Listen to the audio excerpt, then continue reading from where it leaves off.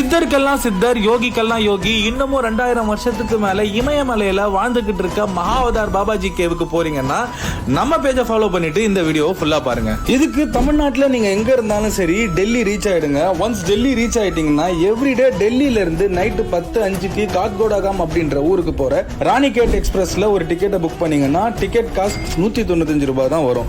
Once Kathgodam railway station reach ஆயிட்டீங்கன்னா station வெளியே நிறைய ஷேர் டாக்ஸி இருக்கும். அங்க இருந்து ராணிகேட் இல்ல துவாரகாட்ன்ற பிளேஸுக்கு ரீச் ஆயிடுங்க. இதுக்கு பெர் பர்சனுக்கு 500 ரூபீஸ் தான் வரும். ஒன்ஸ் துவாரகாட் ரீச் ஆயிட்டீங்கன்னா மகாவதார் பாபாஜி கேவ் போறதுக்கு குக்குச்சினா அப்படின்ற பிளேஸ் தான் பேஸ் பாயிண்ட்.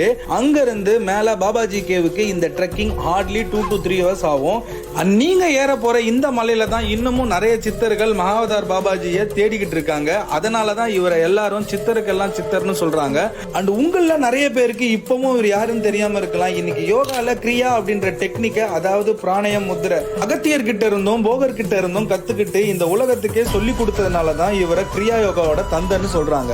சோ உங்க லைஃப்ல ஒரு முறையாவது மகாவதார் பாபாஜி கேவ்ல உட்கார ட்ரை பண்ணுங்க. இங்க கிடைக்கிற காத்து மூலிகையோட வாசனை நீங்க எவ்வளவு டிப்ரெஷன்ல இருந்தாலும் அதுல இருந்து ஈஸியா வெளியே வந்துடலாம்னு பாபாஜி கேவுக்கு வர நிறைய பேர் சொல்றாங்க.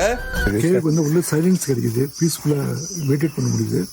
நீங்க பாபா கிட்ட வேண்டி உங்களுக்கு ஏதாவது அதிசயம் நடந்திருக்கு? பாபாஜி கேவ் பத்தின அடுத்த அப்டேட் பார்ட் 2 வீடியோல சொல்றேன். மறக்காம நம்ம பேஜை ஃபாலோ பண்ணி வச்சுக்கோங்க.